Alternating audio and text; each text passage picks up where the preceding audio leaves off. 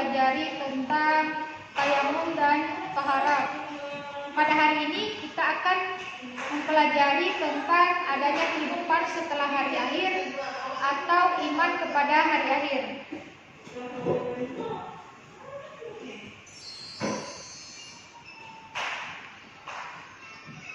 Secara bahasa, hari akhir adalah hari kehancuran atau kebangkitan. Sedangkan secara istilah, hari akhir adalah hari kehancuran seluruh alam semesta beserta seluruh isinya. Kemudian manusia akan dibangkitkan kembali dari alam kuburnya untuk mempertanggungjawabkan semua amal perbuatannya selama hidup di dunia. Perlu kita ketahui juga bahwa kiamat itu terbagi menjadi dua macam. Yang pertama kiamat sugra dan kiamat kubra. Kiamat sugra adalah kerusakan atau kematian yang dialami oleh sebagian umat manusia yang ada di dunia. Sedangkan pengertian kiamat kubra itu sendiri adalah kematian dan kehancuran seluruh alam raya tanpa terkecuali. Berarti yang dimaksud tanpa terkecuali di sini adalah seluruh alam semesta akan binasa.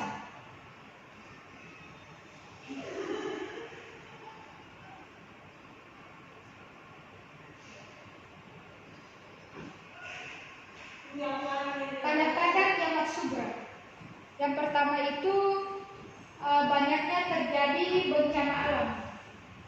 Contohnya misalnya tanah longsor, banjir, gunung meletus, tsunami. Dan kita telah pasti menemukan di dalam kehidupan kita sehari-hari. Misalnya di negara kita Indonesia ini banyak sekali sering terjadi bencana alam. Selanjutnya, jumlah ulama yang sesungguhnya semakin sedikit. Banyak wanita yang berpenampilan seperti pria, begitupun sebaliknya.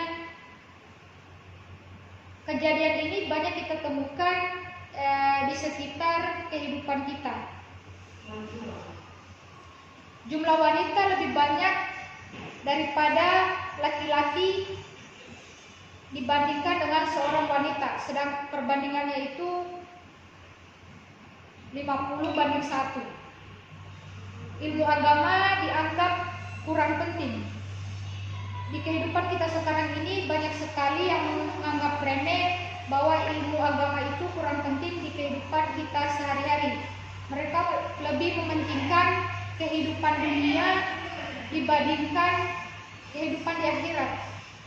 Kita tidak boleh melupakan bahwa kehidupan di dunia itu tidak akan selamanya kekal abadi. Kita harus mengetahui juga bahwa akan ada kehidupan yang selanjutnya, yaitu kehidupan di akhirat. Perzinahan, minuman keras, fitnah, pembunuhan terjadi di mana-mana. Itu sering sekali kita jumpai di kehidupan kita sehari-hari.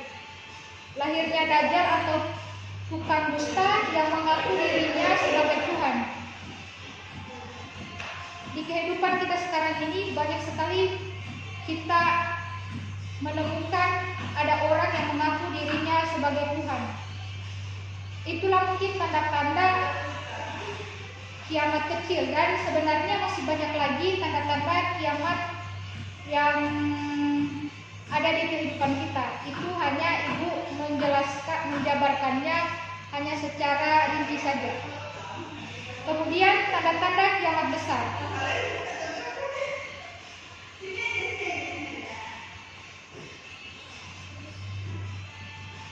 Di sini Ibu akan mempertontonkan video mengenai tanda-tanda kiamat besar.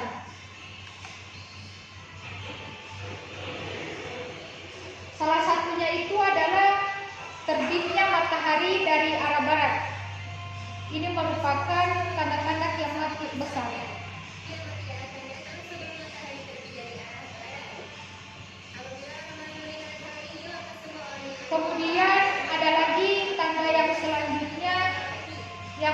mengingatkan kita bahwa kiamat besar itu benar akan adanya. Misalnya munculnya binatang yang dapat berbicara seperti manusia.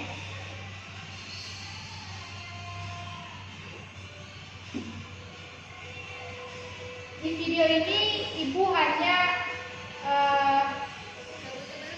menampilkan ilustrasinya saja.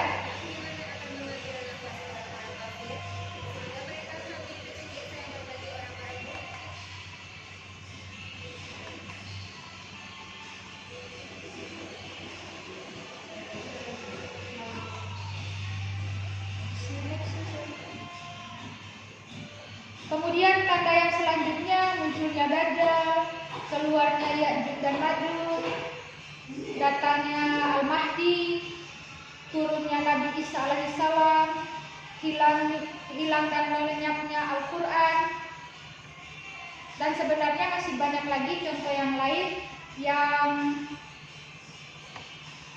merupakan tanda-tanda kiamat besar itu sendiri.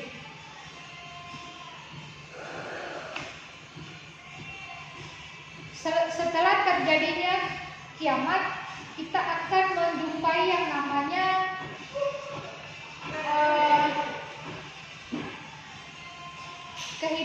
adanya kehidupan setelah hari akhir. Yang pertama itu adalah alam barzakh, di mana alam barzakh itu sendiri yaitu batas antara alam dunia dan alam akhirat. Di alam barzakh ini manusia sudah dapat merasakan ganjaran amalan yang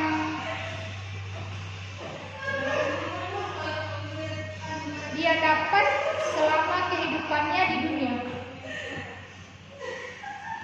Kemudian setelah manusia melewati tahap alam barzakh, manusia akan memasuki fase yang namanya hari kebangkitan. Hari kebangkitan itu sendiri yaitu dibangkitkannya manusia dari alam kubur setelah malaikat Israfil meniupkan sangkakala yang kedua. Selanjutnya Yaumul Mahsyar, yaitu tempat manusia berkumpul setelah bangkit dari alam kubur untuk mempertanggungjawabkan amal perbuatannya selama hidup di dunia. Setelah itu manusia akan memasuki fase yang namanya Yaumul Hisab, yaitu dihitungnya amal manusia tentang kebaikan dan keburukannya.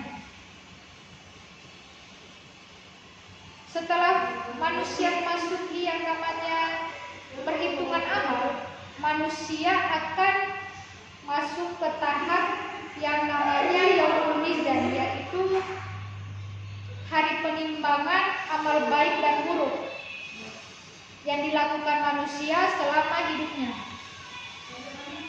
Selanjutnya Shiratal Mustaqim, yaitu jalan atau jembatan yang dibentangkan di atas neraka jahanam.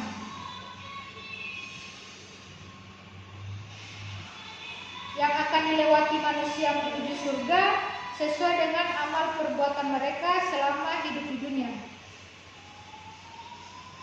Yang terakhir, manusia akan merasakan namanya yang fase surga dan neraka. Fase surga dan neraka di sini pasti kita telah ketahui bahwa kategoris orang seperti apa yang dapat masuk ke surga ataupun ke neraka. Tentunya surga di sini berlaku tempat bagi orang-orang yang ikhlas beribadah, beriman, dan bertakwa kepada Allah Subhanahu wa Ta'ala. Sedangkan neraka itu sendiri tentunya kebalikan dari surga yang tadi. Neraka ini suatu tempat di akhirat yang tentunya yang tidak menyenangkan, diperuntukkan bagi orang-orang kafir, munafik, dan orang yang melanggar perintah Allah. Kemudian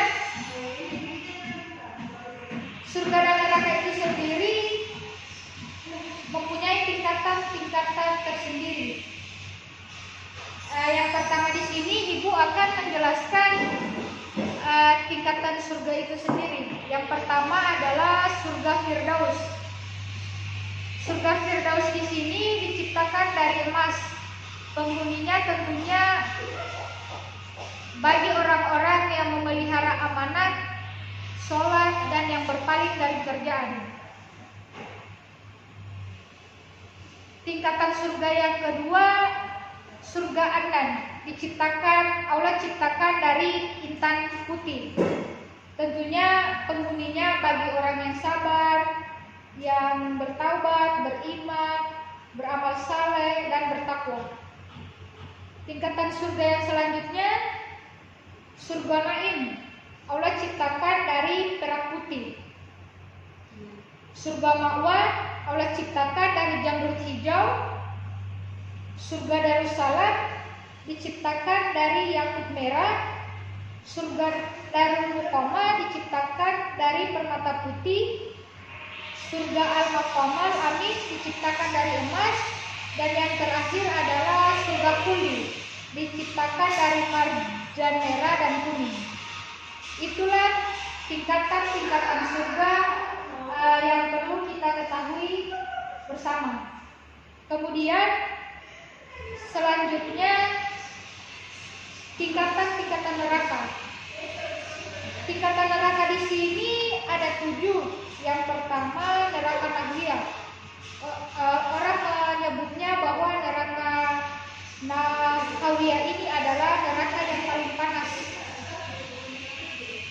Tingkatan yang kedua neraka Jahim, neraka Saqar, neraka Lazo, neraka Huthama, neraka Syair, dan yang terakhir adalah neraka Jahanam. Ini yang paling populer yang sering kita dengar di kehidupan kita sehari-hari. Mengenai fase perjalanan hidup manusia itu berakhir di surga dan neraka.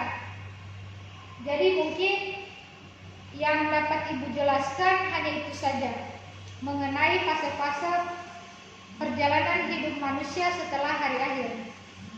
Selanjutnya di kehidupan kita perlu kita terapkan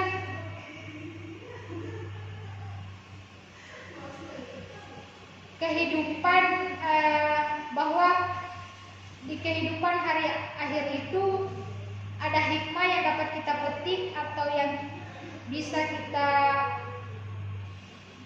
praktekkan di kehidupan sehari-hari. Hikmah beriman kepada hari akhir.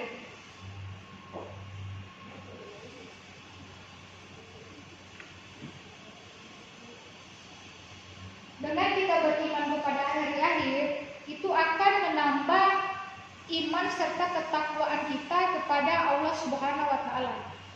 Memberi motivasi untuk beramal dan beribadah, karena segala perbuatan yang kita lakukan di dunia, mau baik ataupun buruk, itu akan mendapat balasan di akhirat. Kemudian menjadikan seorang lebih meyakini adanya kehidupan berikutnya, meyakini bagian-bagian dari peristiwa hari akhir, memberi dorongan untuk bersikap disiplin, taat dan patuh, menjalankan segala perintah dan menjauhi segala larangan Allah Subhanahu wa Ta'ala. Karena itu semua, apa yang kita lakukan mau baik ataupun buruk, itu akan mendapat ganjaran. Iman kepada hari akhir ini memiliki nilai positif bagi hidup dan kehidupan manusia di dunia. Mungkin sebenarnya masih banyak lagi hikmah yang dapat kita petik dari beriman kepada hari akhir ini. Tapi yang di slide itu saja yang Ibu tampilkan, sebenarnya masih banyak lagi. Pada pertemuan kali ini, Ibu sangat mengharapkan kepada siswa sekalian untuk memahami dan mempelajari mengenai adanya kehidupan setelah hari akhir, atau yang biasa disebut dengan iman kepada hari akhir. Semoga hikmah di balik kita beriman kepada hari akhir ini dapat kita amalkan di kehidupan kita sehari-hari atau kita terapkan di dalam kehidupan kita. Mengingat bahwa kehidupan di dunia itu tidak selamanya abadi atau kekal. Kita perlu ketahui juga bahwa akan adanya kehidupan di akhirat kelak. Dari sekian yang Ibu telah jelaskan tadi mengenai iman kepada hari akhir, mulai dari pengertian iman kepada hari akhir, menjelaskan tentang kiamat kecil dan kiamat besar, kemudian fase-fase perjalanan hidup manusia setelah hari akhir beserta hikmahnya. Dari sekian yang Ibu jelaskan itu, apakah masih ada di antara kalian yang kurang paham atau kurang mengerti dari apa yang Ibu telah jelaskan tadi? Bu, Ya, silakan. kapan hari kiamat itu akan terjadi? Oh ya, ini pertanyaannya cukup bagus sekali. Pertama-tama kita harus ketahui dulu bahwa iman kepada hari akhir itu atau hari kiamat merupakan rukun iman yang kelima. Umat muslim wajib untuk mengimani dan mengamalkan hal tersebut. Hari akhir pasti akan datang dan dialami oleh semua umat manusia. Allah Subhanahu wa taala berfirman mengenai hari akhir dalam surat Al-A'raf ayat 197, di mana artinya itu mereka menanyakan kepadamu Muhammad tentang kiamat, kapan akan terjadi? Katakanlah, sesungguhnya pengetahuan tentang kiamat itu ada pada Tuhanku. Tidak ada seorang pun yang dapat menjelaskan waktu terjadinya selain Dia. Kiamat itu sangat berat huru-haranya bagi makhluk yang di langit dan di bumi. Tidak akan datang kepadamu kecuali secara tiba-tiba. Mereka bertanya kepadamu seakan-akan engkau mengetahuinya. Katakanlah Muhammad, sesungguhnya pengetahuan tentang hari kiamat ada pada Allah, tetapi kebanyakan manusia tidak mengetahui akan hal itu. Ya, jadi saya kira itu penjelasan mengenai kapan kiamat itu akan terjadi. Itu telah tercantum di dalam surat Al-A'raf ayat 197. Jadi belum dipahami lagi atau ada tanggapan lain? Ya, selain dari pertanyaan saudari Astuti tadi, apakah ada lagi yang ingin bertanya? Tidak ada. Jika tidak ada yang bertanya, saya kira cukup penjelasan dari Ibu.